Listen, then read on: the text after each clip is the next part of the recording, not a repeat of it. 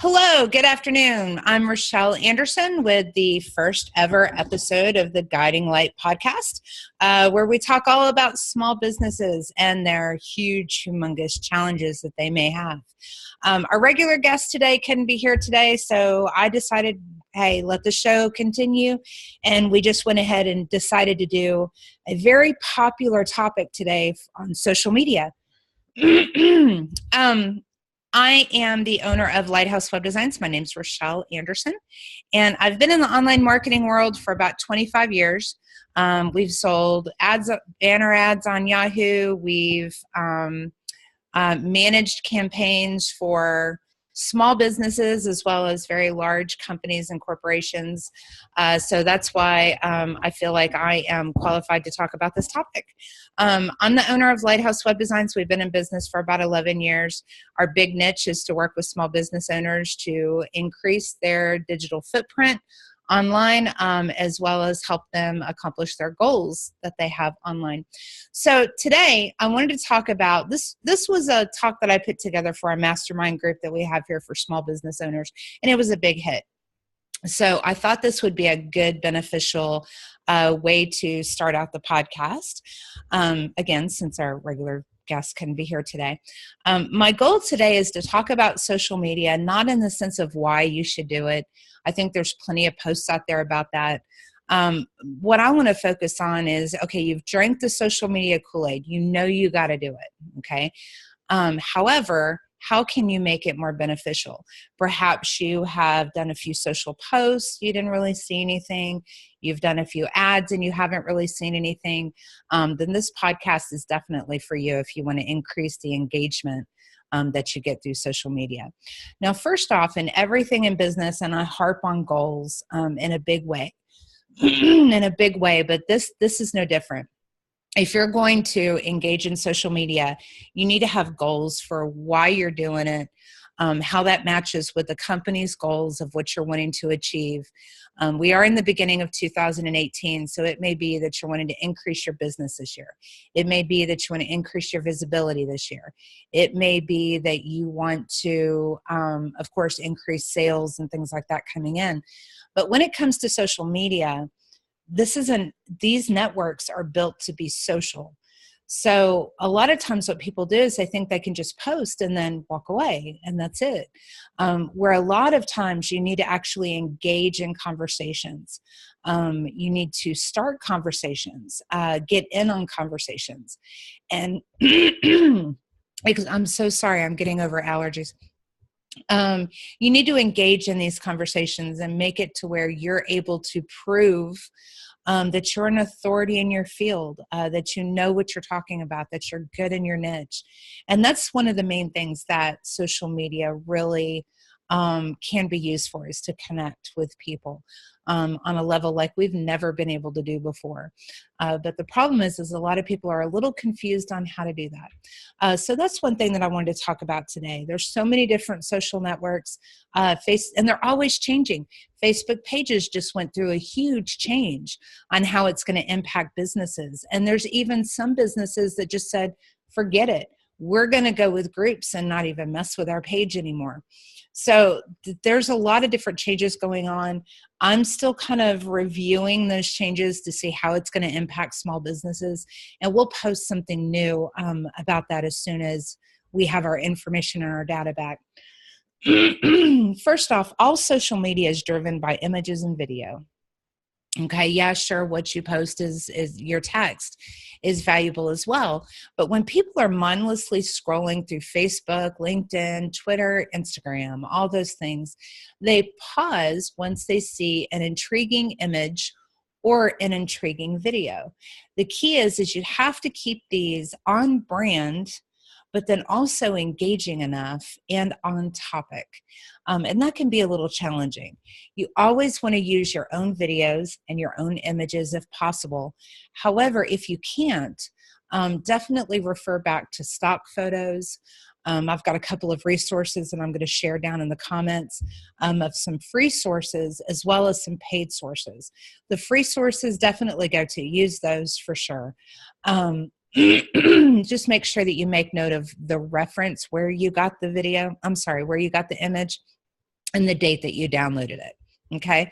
If you can't find what you're looking for on those free sites, you can always go to the paid sites. A lot of times you can get a subscription here, maybe 5 credits a month or something like that. And then you can go in and you can download whatever you need. Again, reference where you get it from and also the date that you've downloaded it. And you can use these images on multiple things. I know Pexels, which is one of our favorites, PEXELS.com.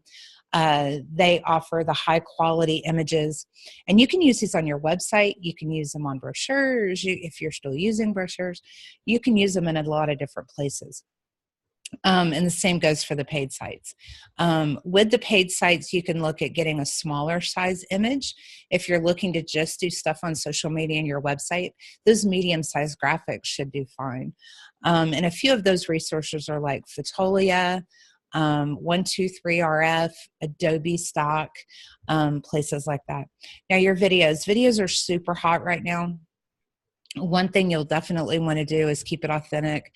The size of your video is going to vary depending on where you're putting it.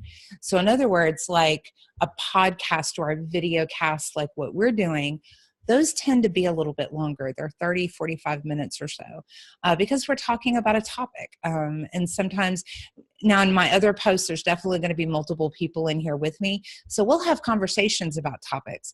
However, if you're just sitting here by yourself like a talking head, and I apologize about that, you'll want to keep it a little bit shorter because there's no conversation going on other than me talking to you. Which I would love to do that, but I just hope not to bore you. But if you're doing stuff like a demo, a Q&A session, possibly even, like industry news, things like that, you're going to want to keep these videos at around 3 to 5 minutes long. Definitely, you can have it casual. You want authenticity to come through on your videos. So just like me, I'm sitting here. This is my workspace. I've got my bookcase in the back with some of my goodies. I've got Kurt Cobain over there in the back. He's one of my favorites, as most people that know me know that I love Kurt. But keep it real, keep it authentic, be who you are. Don't think it has to be absolutely perfect. If like my phone goes off while I'm doing this, that's okay. I do have it silenced. I do have my regular phone turned off. I have email closed. So I'm doing things to kind of keep some of that down. But as many of you know, I do have a home office, and I love fur kids. So you may see a cattail run across the front of me, and that's okay. That's where I work. That's who I am. And that's what I do. The cats actually help me keep my sanity, when dealing with some of these things that we have to deal with on a daily basis.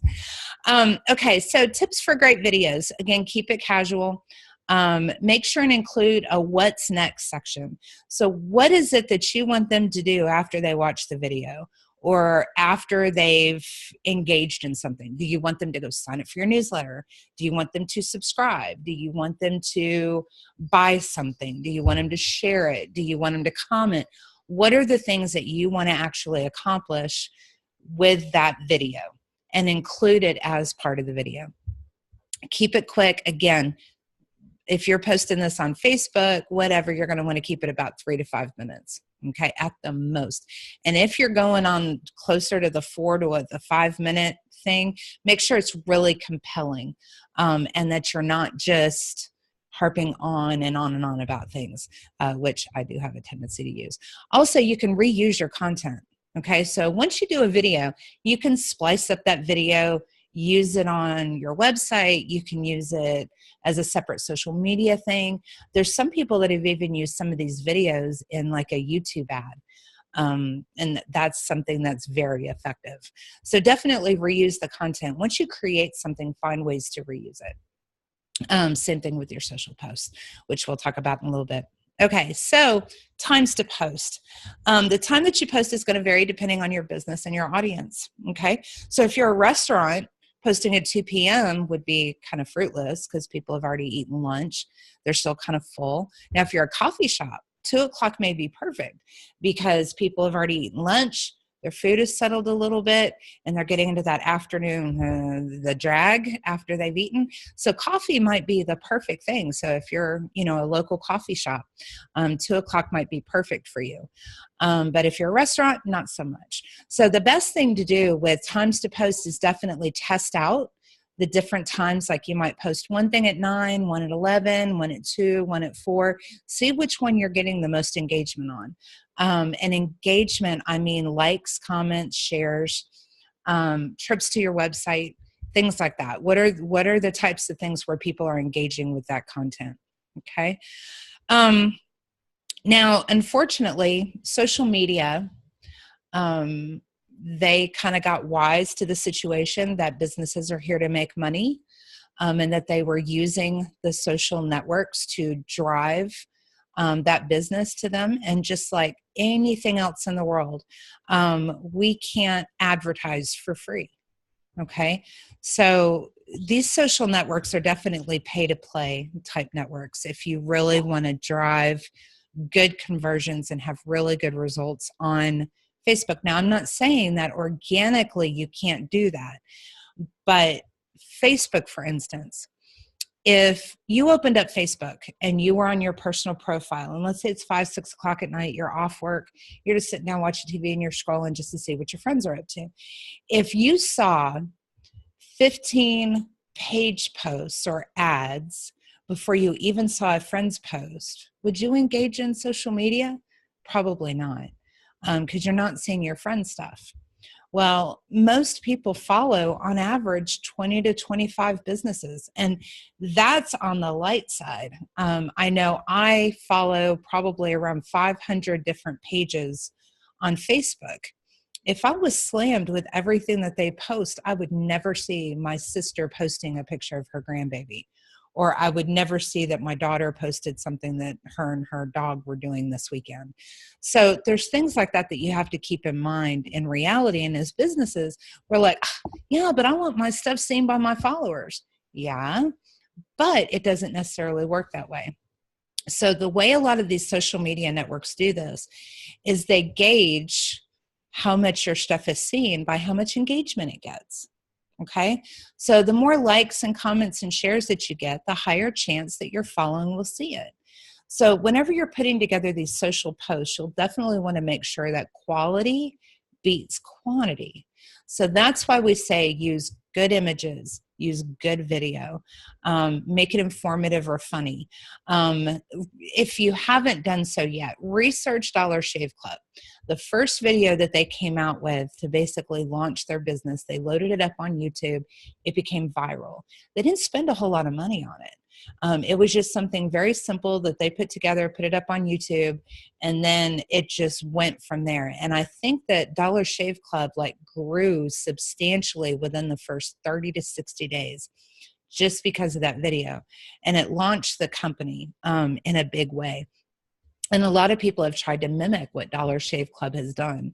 And it's very hard to do because Dollar Shave Club has a very interesting branding message. If you followed them, you know exactly what I'm talking about. Okay. Another thing that I wanted to talk about was audience. Okay. On Facebook and also LinkedIn, you can choose your audience. You have to think about who you're talking to. Is it the 20 to 40-year-old? Maybe they've got 2 kids, they own their home. Maybe they don't own their home. Maybe they're renting. Things like that. You can actually pinpoint your audience within the social network to be able to specifically talk to them. Okay. So when you're putting together your ad and you're choosing your audience, think about it like that. So if you have a wide audience base, like let's say 20 to 60-year-olds, okay? Well, in life, when you're 25 to 30 or even 40, you're in a very different place in your life than when you're 35 to 40 or 50. So the language you use, the words you use, the tone of your voice may differ a little bit based on the age range of person that you're talking to. Also, the pain point might be different. Okay. So if we're looking at a financial advisor, for instance, And he's targeting, people to put back for retirement or to invest money. He would talk to that 25 to 40-year-old a lot differently than he would the other. They have kids. They're possibly thinking about putting money back for college. Their mindset's in a very different place than after the kids have moved out. College is over with, that they've crossed that bridge, they've passed it. Now that person's now looking at retirement. Like, how can I retire where I'm not still doing what I do at 75 years old? Okay. So that financial advisor's using very different language based on these two audiences. Even though the product may still be the same, the audience is very different and their pain points different. So when you're thinking about your audience, break it up into, and I'm a big fan of personas. So if you haven't done one, definitely do one for each type of product you have. And that way, you know the language to use. You know if these people own their home, if they've got kids, if they work, or are they stay-at-home moms, or are they, you can basically fill in the blanks, and then you know what language to use and what tone and verbiage to use with these people. That way you can reach them a lot better. Okay. And then again, that goes into the what's next. What do you want them to do afterwards? Okay. And then that way you can actually track, but you can also have something geared specifically for them. So like this financial advisor might have a downloadable ebook on 5 ways that you can put money back for your child's college. That would be huge for me when the girls were little. 5 affordable ways that you can start saving now for your child's college. Or now I'm thinking about, 20 something years from now, whenever I decide to retire, I'm looking at, am I going to be able to retire? Do I have enough money put back? So for me, at my age group, it would probably be 5 affordable ways that you can afford to retire, or ways that you can ensure you can keep your quality of life after you retire, things like that. So you can see that these audiences are very different. Okay, I'm harping, I apologize. Okay, so what I wanted to do is I wanted to go through each of these networks individually, give you a few tips on how to post. We're not going to talk about when to post, because again, you have to go in and test it out with your audience. But ideally, these are the things that we have seen the best results in our testing that we've done with existing clients, as well as our peers have done with their clients. Okay. So Facebook pages just recently went through some changes, like I said. So this was valid about 2 weeks ago, which they just recently went through the change. So I'll post another thing on Facebook and we'll talk about all the changes. Okay, so right now, Facebook pages, 111 characters, okay? Otherwise, what will happen is your words will be truncated. So in other words, your post, and then it'll say, read more. And half the time, people don't click read more unless they're really intrigued by the first part. So make sure that your hot buttons are in the very beginning part of the post, as well as a really good image. You're going to want to use one emoji. You're going to link to a page on your website, whether it be a blog post, or whether it be a service page, or whether it be some kind of product page or something like that. You're going to want to link to your website, okay? Because people will actually click on that, okay? Do use live videos at every opportunity that you can, but make sure they're relevant, make sure they're informative, and make sure that they actually give something to the people that are using it or viewing it. I apologize. Make sure that they're actually informative and can be used. So in other words, there's a reason why somebody would want to watch it. Just you standing up there talking isn't really going to do much unless it's something that they can take away, use, or maybe you're showcasing a new product line that you have in the store. That would be great. I'd love to see, my local shop with all their new spring arrivals that they've got coming in. So that would be one thing that I'd love to do. Another thing you'll want to do with your live videos is definitely schedule them as an event.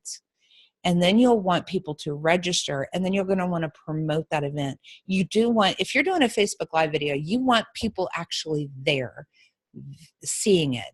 I don't know how many times I scroll through Facebook and somebody's live and they've got one viewer. You're like, oh, okay. Must not be very fun to be there. So I just keep on scrolling. Think about it. So the more people that you have there, the better.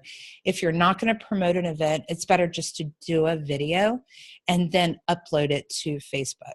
But if you're going to do live events, it's better to actually have people there. So schedule those ahead of time.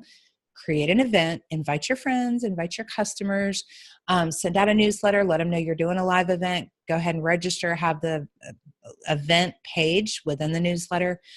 Send it out on text messaging. You may even add it to your website, and also your social media profiles. Definitely share that event, get it out there, and get people there. Now, here's one question that we get asked a lot, and a lot of people have argued with me about this. So here is where I answer that question, because before I just said, well, we've done tests and it just wasn't effective. So today we're going to actually share why it was not effective. Okay, so do not use hashtags in Facebook. Okay, and I know I hear you. Everybody uses hashtags on Facebook. I get it. Okay, so let's review what we've talked about. So you have a post on your page. You have text that you've thought about for like an hour and how exactly you want to word that based on the audience you've chosen. Okay, you've included an awesome image. This image is like gonna get the attention of your audience. You just know it is. You've included a link to your website. Okay, so if they're interested, they can actually click that link, go to your website, request more information. Okay, I like to use an attorney as an example. So she's got a bankruptcy post. There's a picture there of people stressing out about the bills. And you're like, bankruptcy is not a dead end. It's a way out. Okay, so you've got this and you're talking to your audience, and then you include the link to your bankruptcy page. And then right after that, you include a hashtag called bankruptcy tips. Okay, you've now confused your user or your visitor. Why? Think about it. You have this awesome post that spoke to them. You're like, yeah, this is what you need to do. You've included a link to your website, which they could click on, but they see right next to it a clickable link to bankruptcy tips. So now you've said you can link to my website, or you can do a Facebook search on bankruptcy tips. So let's say they choose the second. Now they're in bankruptcy tips and they're listening to what 4 other attorneys are talking about as far as bankruptcy. Okay, so if you're posting from your business page or an ad, do you want them to click on your website or do you want them to click on this Facebook search? I would almost bank that you don't want them to go into a Facebook search. You want them to engage with you. You want them to go to your website. You want them to call you. You want them to fill out a form. You want them to whatever. But you definitely don't want them to go to a Facebook search and see 4 or 5 other attorneys giving bankruptcy tips. Makes sense? Okay, that's why it wasn't effective. So, okay, let's move on. I can harp on Facebook all day, but Facebook is going through some changes. It's been very hard for people to adjust to what we had before, where you could just create a page, post, everybody saw it, everything like that. Don't stress over it. It's what we've always said. Don't put all your eggs in one basket. Use these tools for what they are. They're website generators. I'm sorry. They're not website generators. They're website traffic generators. They're also a way for you to prove your authority. They're a way for you to connect with people. That's all that social media is. Social media is not a way to run your business. You still need to have your website. You still need to have all that, because that's the one thing you own and the one thing you can control, and they cannot take it away from you. You just have to pay your hosting bills. Okay, Instagram is the next one. Instagram is kind of loaded, but here's the top tips of where we see the best engagement. 241 character count. Keep this conversational in your post. If you're doing a motivational quote, maybe for Monday, talk about an instance where that motivational quote was effective for you in the past week or so. Actually engage, have a conversation within these posts. 11 hashtags, break them up, do 3 maybe right after the post, and then you can add the other 8 either in a comment, or you can advance, the inner key with periods or whatever and put them down below. Instagram uses these hashtags as searches. So by using these hashtags, you're going to be found by other people that are interested in that topic. Okay, so research your hashtags that you're using and make sure that they're effective for your brand. You can also create hashtags for your brand. Just make sure and use them in every single post. And that would be part of that 11 that you choose to use. Images need to be 1080 by 1080 and they need to be spot on. Instagram is very image driven. So you'll want to make sure that these are high quality, awesome images, because when people click on the image, that's whenever they actually read what you have there. Okay. Links are not clickable within Instagram. So let's use our bankruptcy attorney again. And her goal in January, February is, of course, to build up bankruptcy leads. Okay. So what she does is up in the profile, she changes her link from her homepage to her bankruptcy page. And then during the month of January and February, she's posting content about bankruptcy. Okay. So while people can't click on a link inside the post itself, they can click on the link that's inside your profile.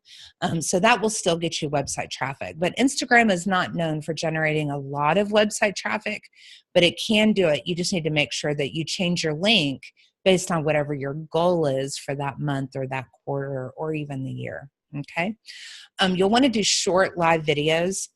And I would keep these on the short end. So under 2 minutes at the most. Have fun with these. Instagram and Facebook are very fun profiles. So you'll want to laugh, show the real stuff, be real authentic, real good. But, make sure your hair is brushed, make sure you look presentable. But do keep it casual and keep it fun. Okay, be very approachable on both networks. Okay, LinkedIn. LinkedIn is the no BS social network, okay? So no hashtags here, don't even use them. When you do video, you're gonna wanna make sure you practice a little bit first.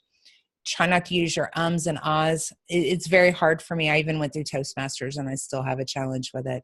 But work really hard to try to pause while your brain catches up with your mouth. And that's usually the reason why people use the and the it's because they're trying to think. So just rather than using an audible think, just close your mouth and think and then continue. That's the big thing with LinkedIn. I just did it again, see?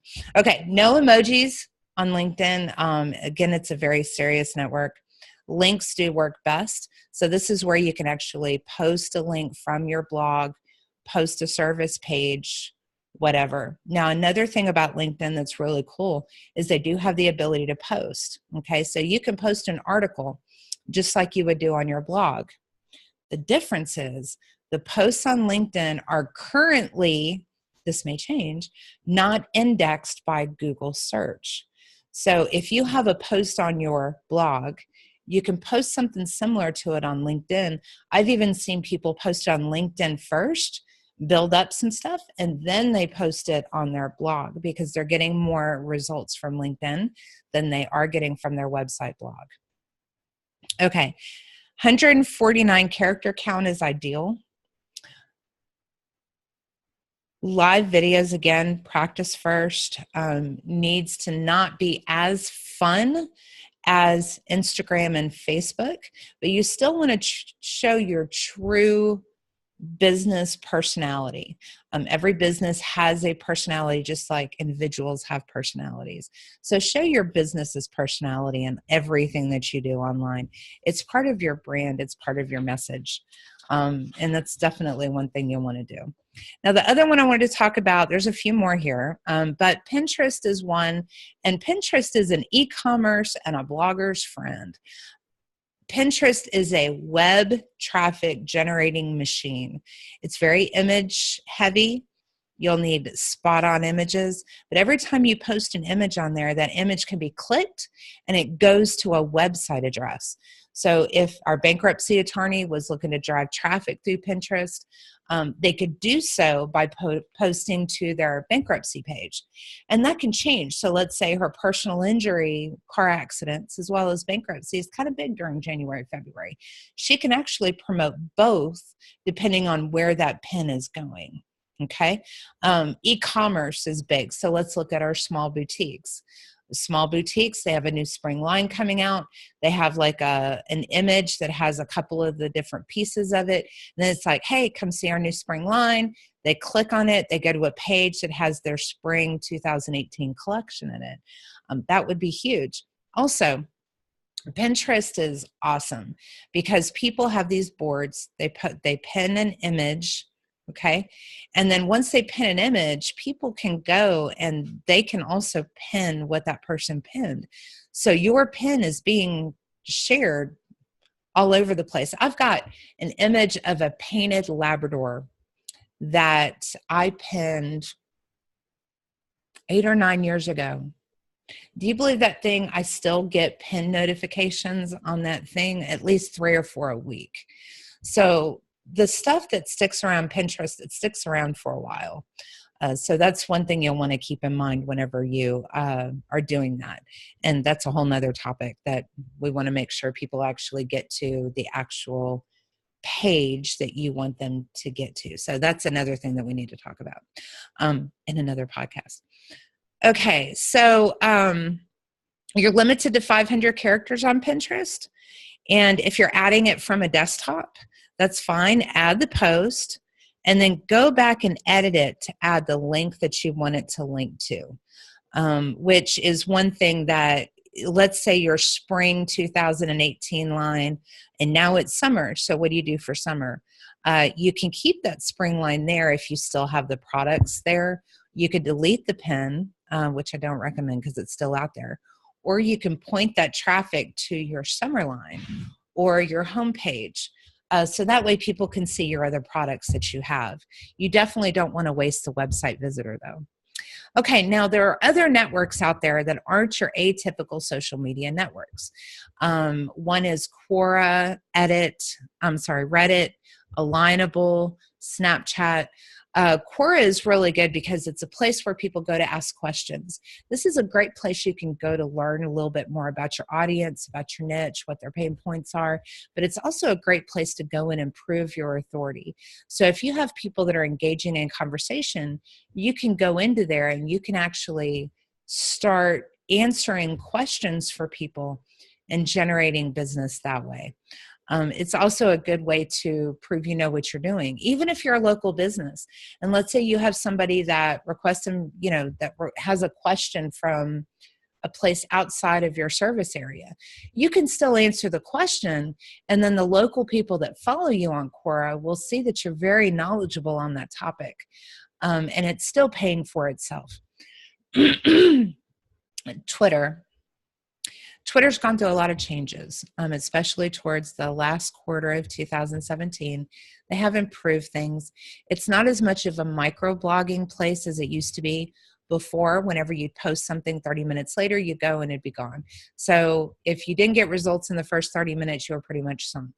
Now, whenever you go to Twitter, it shows all of the things that you missed since the last time you've been there. You can also scroll up to the top and things like that. They have expanded the character count that you can use on Twitter, which is really good. That helped a lot of people. Images are really good here. Videos are really good on here. Definitely share blog posts on here. So if you're writing content on your website, definitely share it on Twitter. It's a good website traffic generator, sorry. You can also meet authority partners here. But the thing about social media that I think a lot of people have a challenge with is that LinkedIn is a big one. Okay, so you get a connection request from somebody on LinkedIn. You've never heard of them before. You might know a few mutual people. So you accept the connection.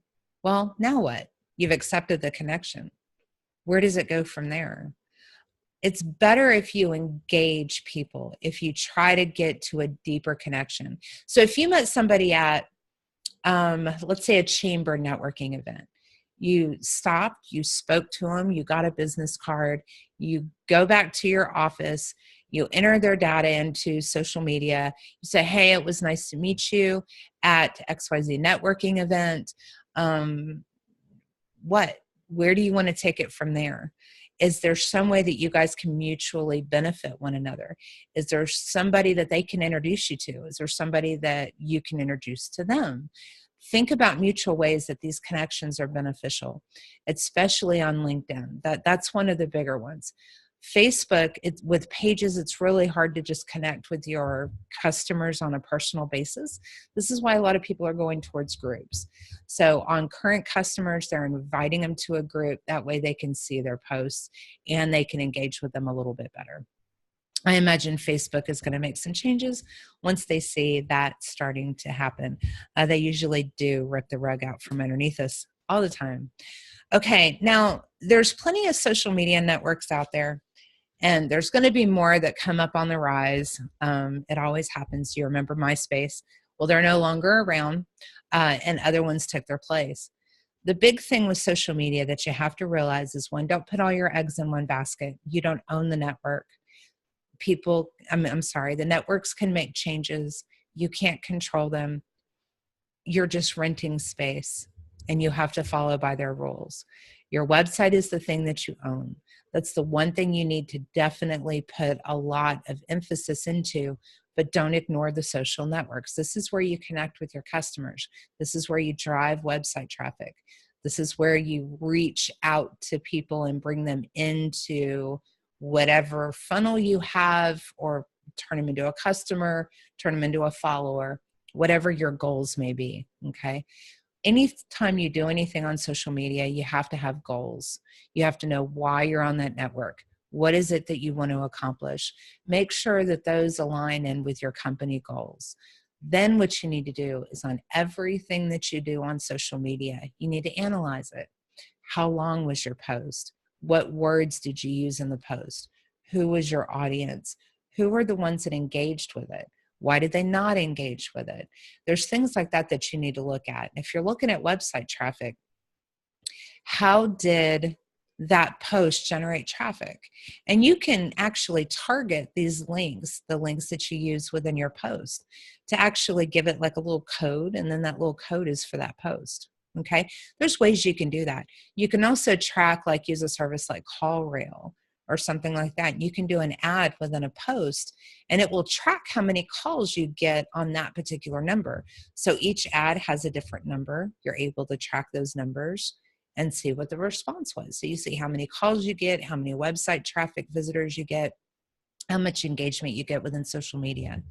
Most of your social networks have something called insights or analytics. Definitely refer back to these. It's telling you what age group is engaging with your business. And you'll see that that will vary depending on the network you're on. Like in Twitter, we have more male followers. On Facebook, we have more female followers. On Instagram, it's a good 50-50 mix. So there's a lot of things that you can do that will help you be more effective on Facebook and on Twitter. So on social media, it's just a matter of having a plan, putting the plan to action, tracking your results, tweaking your message, analyze the results, tweak the message, and just keep on doing it until you figure out the right combination for your business. I want to hear your feedback on this. Please do give me some comments. Let me know what you think. Was it informative for you? Did you learn something? Do you have an argument? Hey, I'm all up for it. Bring it on.